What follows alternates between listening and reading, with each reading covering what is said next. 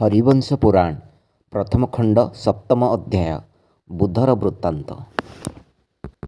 एथु अनंतरे पुणी परीक्षित राये विनय भावरे कहे पड़ी मुनि पाए।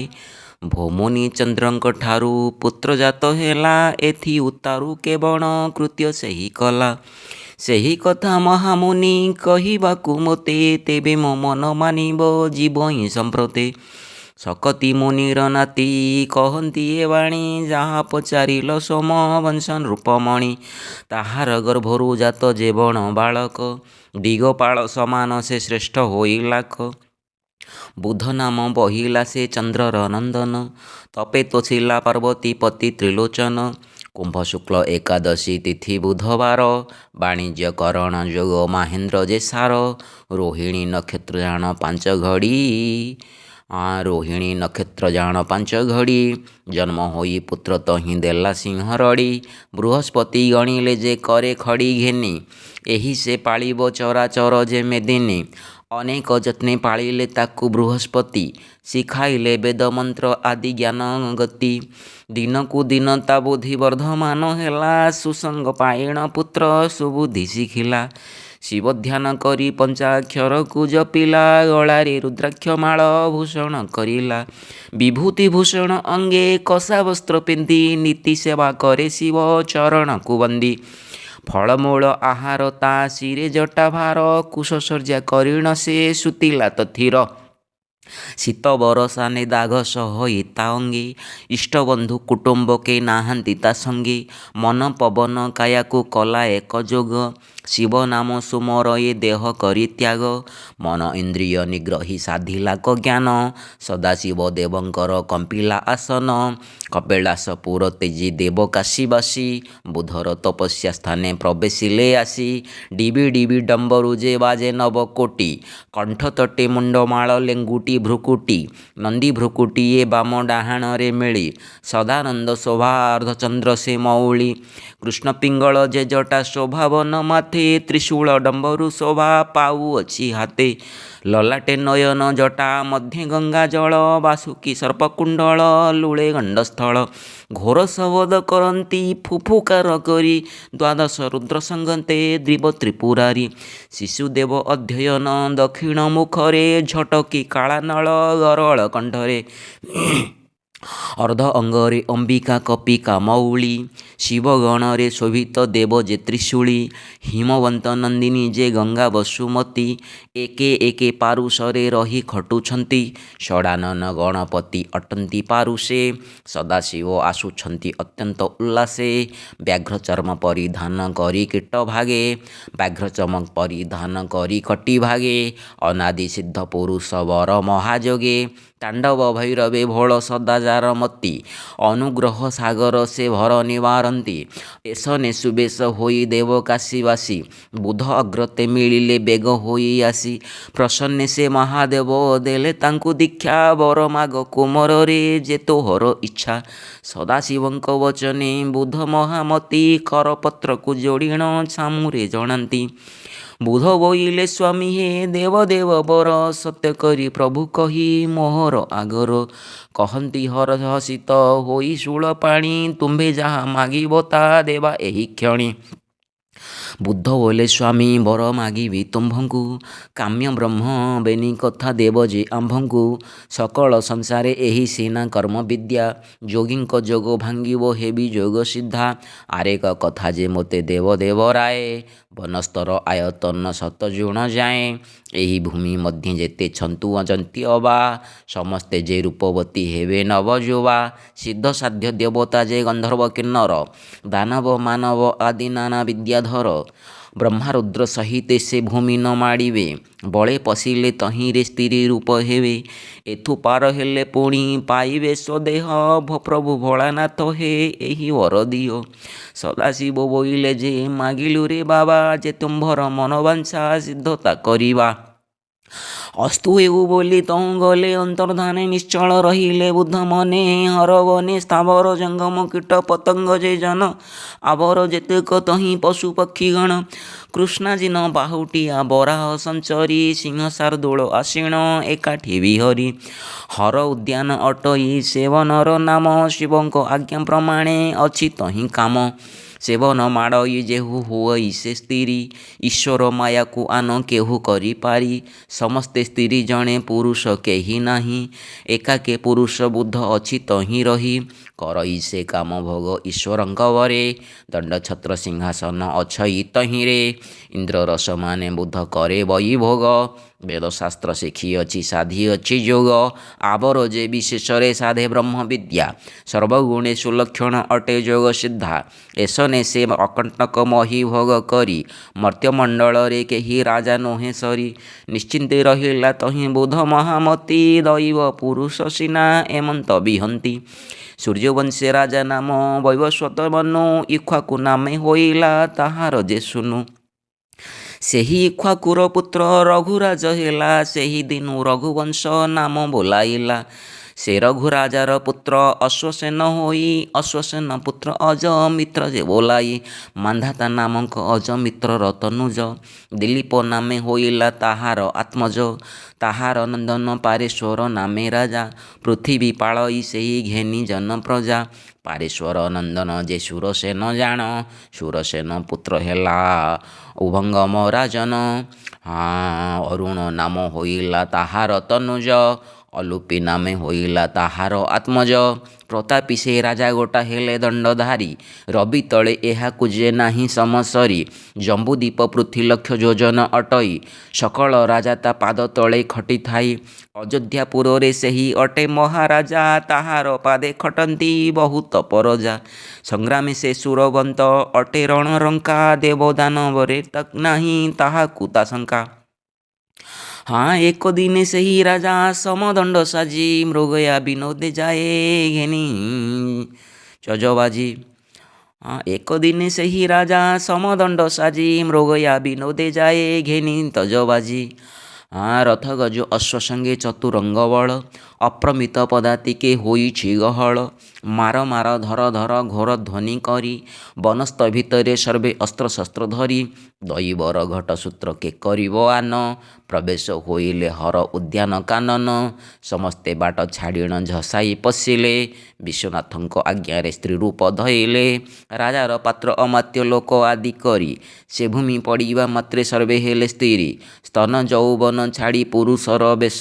ଖୋସା ଖୋସିଣ ନବୀନ ଯୁବତୀ ସଦୃଶ ନାସାରେ ବସଣେ ତାଙ୍କ ପୟରେ ନୁପୁର ଲାଜରେ ମୁଖ ତଳକୁ ପତି ନୃପବର ଏ ରୂପେ ବିରୂପ ହେଲେ ରାଜା ଅଙ୍ଗବଳ ଏକୁଆରେ କଚାହାନ୍ତି ହୋଇ ଜଳ ଜଳ ସବୁରି ସ୍ତନ ଯୌବନ ଦେଖିଣ ରୋଦନ୍ତି କାହିଁରେ ଆସି ପଶିଲୁ ବୋଲିଣ ବୋଲନ୍ତି କେମନ୍ତେ ଜାଣିମା କାହୁଁ କାହାର ଏ ମାୟା ପୁରୁଷ ହୋଇ ବହିଲୁ ସ୍ତ୍ରୀଙ୍କର କାୟା ଅଶ୍ରୁତି ଯେ ଅଗୋଚର ହୋଇଲା ଏକଥା ଅକାରଣେ ଦେହ ଘେନି ପାଇଲୁ ଅବସ୍ଥା କେ କଲା ଏଡ଼େକ କୃତ୍ୟ ଜାଣିବା କେମନ୍ତେ ଜଳନ୍ଧର ବିଦ୍ୟା ଆଣି ସ୍ଥାପିଲା କେ ଏତେକ ବିଚାରି ତହୁଁ ଗଲେ ଅତି ବେଗେ ନଗର ଏକ ଦେଖିଲେ ଅଛି ଅଗ୍ରଭାଗେ ଧାତିକାରେ ମିଳିଲେ ସେ ନଗର ସନ୍ନିଧାନେ ନଗର ଦେଖି ସନ୍ତୋଷ ହେଲେ ମନେ ମନେ ସେ ନଗର ଭିତରକୁ ପଶନ୍ତେ କୁମାରୀ ପୁରୁଷ ଜଣେ ନାହାନ୍ତି ସମସ୍ତେ ତସିରି ପୁରୁଷ ମାତ୍ରକ ତହିଁ ଜଣେ କେହି ନାହିଁ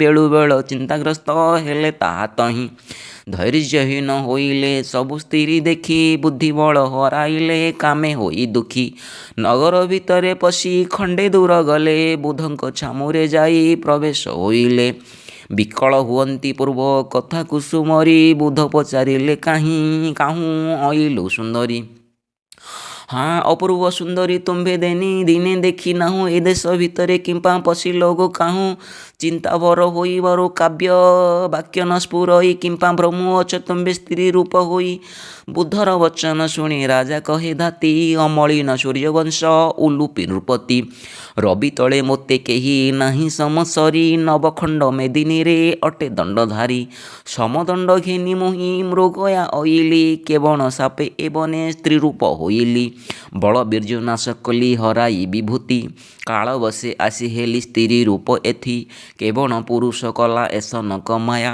ସୈନ୍ୟ ସହିତେ ଧରିଲୁ ସ୍ତ୍ରୀଙ୍କର କାୟା ଓଲୁପି କହିଲା ଯହୁଁ ଏସନ କବାଣୀ ହସିଲେ କଚନ୍ଦ୍ରସୂତ ରାଜା କଥା ଶୁଣି ବୁଧ ବୋଇଲେ ମୁଁ ଯାହା ଲୋଡ଼ୁଥିଲି ଯୋଗେ ଦୈବ ପୁରୁଷ ଆଣିଦେଲା ତାହା ଭାଗ୍ୟେ ପ୍ରତ୍ୟକ୍ଷ ରାଜାଏ ସୂର୍ଯ୍ୟବଂଶେ ଉତ୍ତପତି ରତି କି ଯେ ବଡ଼ ପ୍ରିୟ ହେବ ଏ ଯୁବତୀ ଏବନସ୍ତ ମାଡ଼ନ୍ତେ ଏ ସ୍ତ୍ରୀ ରୂପ ହେଲା ଆବର ବିଶେଷ ମୋର ଛାମୁକୁ ଅଇଲା ଦୈବ ଆଣି ଏହାକୁ କଲା ମୋତେ ଭେଟ ନିଶ୍ଚୟ ଜାଣିଲି ପାଇଲି ଆଜି ପୁଣ୍ୟ ବାଟ ଏହାର ଗର୍ଭରେ ଯେବେ ହୋଇବ ତନୁଜ ସପ୍ତଦୀପା ପୃଥିବୀରେ ହେବ ମହାରାଜ ଏହାକୁ ଘେନି ସମୟେ ମୁହିଁ ବିଳସିବି ବିବିଧ କ୍ରୀଡ଼ା ଭୋଗ ମୁଁ ୟା ସଙ୍ଗେ କରିବି ଏତେ ବୋଲି ଉଲୁପିକି ଭିତରକୁ ନେଲେ ଅନ୍ତପୁରେ ଯୁବତୀଙ୍କ ସଙ୍ଗରେ ଥୋଇଲେ କୁଳଗୋତ୍ର ଗୁଣମାନ ମନରେ ସୁମରି ସୁଖେ ବିଳସିଲା ତହିଁ ସୌଭାଗୀ ନାରୀ ବିଶେଷ ପୁରୁଷ ପୁଣି ଯୁବତୀ ହୋଇଲା ଦେବଲୋକ ନାଗଲୋକ ସକଳ ମହିଳା ଯୁବତୀ ରୂପକୁ ଧରି ସେ ଉଲୁପି ରାଜା ବୁଧଙ୍କର ହୋଇଲା ପ୍ରିୟବତୀ ଭାର୍ଯ୍ୟା ଦଣ୍ଡ ସିଂହାସନ ସବୁ ସେହୁ ପାଶୋରିଲା ବୁଧର ଘରଣୀ ହୋଇ କର୍ମ ଆଦରିଲା ପାତ୍ର ମିତ୍ର ଯେ ଅମାତ୍ୟ ବଳ ଥିଲେ ଯେତେ ସ୍ତ୍ରୀ ରୂପ ହୋଇ ତହିଁ ରହିଲେ ସମସ୍ତେ ଯେଉଁ ରୂପକୁ ଧଇଲା ସେ ଉଲୁପି ରାଏ ସ୍ତ୍ରୀ ଲିଙ୍ଗ ବହିଲେ ଗଜ ଓଟ ହଏ ଠାବେ ଠାବେ ରହିଲେ ସେ ବନେ ସଙ୍ଗ ପାଇ ପାଶୋରିଲେ ଆପଣାର ଘର ଗ୍ରାମ ତହିଁ ଯୁକତେ ସେ ଜାତି ତାକୁ ଲାଗେ ସେହି ସୁଖ ଶାନ୍ତ ମନରେ ରହିଲେ ନହିଲେ ବିମୁଖ ଉଲୁପି ଯେ ମହାରାଜା ସ୍ତ୍ରୀଲିଙ୍ଗ ବହିଲା ସ୍ତ୍ରୀ ରୂପ ଧରି ମହା ସୁଖ ସେ ପାଇଲା ଏମନ୍ତେ ତାଙ୍କର ତହିଁ ଗଲା କେତେ ବର୍ଷ ସମୟେ ଉଲୁପି ରାଜା ହେଲା ଗର୍ଭବାସ ପ୍ରତାପବନ୍ତ ପୁତ୍ରେକ ଗର୍ଭଜାତ କଲା ପୁରୁରବା ବୋଲି ନାମ ବୁଧ ଗ୍ରହ ଦେଲା ଶପଥ ଦୀପା ପୃଥିରେ ହେଲା ଏକ ରାଜା ଦେବତା ନର କିନ୍ନର କଲେ ତାକୁ ପୂଜା ସେ ପୁରୁରବା ଭାରି ଉର୍ବଶୀ ସୁନ୍ଦରୀ ଅନୂପ ନାମେ ପୁତ୍ରେକ ହୋଇଲା ତାହାରି ଅନୂପର ପୁତ୍ର ହେଲା ନହୁଷ ନୃପମଣି ସ୍ୱର୍ଗମଞ୍ଚ ପାତାଳେ ସେ ପାଇଲା ବରଣୀ ସ୍ୱର୍ଗେ ସେ ଇନ୍ଦ୍ରକୁ ଜେଣି ଇନ୍ଦ୍ରପଦ ନେଲା ନହୁଷ ଇନ୍ଦ୍ର ବୋଲି ସେ ସ୍ୱର୍ଗେ ବୋଲାଇଲା ଋଷିଙ୍କ କନ୍ଧରେ ଆପେ ହିନ୍ଦୋଳା ବୁହାଇ ସାପ ସର୍ପ ବେଗ କରି ଯାଅ ହେ ବୋଲଇ ଋଷି ସାପ ଦେଲେ ସର୍ପ ବୋଇଲୁ ଆମ୍ଭଙ୍କୁ ଏ ଦେହକୁ ଛାଡ଼ି ସର୍ପ ହୋଇ ଯାବନକୁ ଅଗସ୍ତି ଋଷିଙ୍କ ସାପ ମେଣ୍ଟିଣ ନଗଲା ସର୍ପ ହୋଇ ସେ ନହୁଷ ବନସ୍ତେ ରହିଲା ନହୁଷର ପୁତ୍ର ନାମ ଅଟଇ ଯଜାତି ଯଜାତିର ପୁତ୍ର ଯଦୁ ନାମେ ନରପତି ଯଦୁଠାରୁ ହୋଇବାରୁ ନାମ ଯଦୁବଂଶ ଦୁଃସହ ବଳବନ୍ତ ସେ ବହେ ରୁଦ୍ରଅଂଶ ଯଦୁର ଭାରିଜା ନାମ ଲୋହିତା ସୁନ୍ଦରୀ ସାତ ଗୋଟା ପୁତ୍ର ଜାତ ହୋଇଲା ତାହାରି ଭୋଜ ଅନ୍ଧକ କୁମୁଦ କୁରୁ ଯେ ଆବର ବିଷ୍ଣୁ ଯାଦବ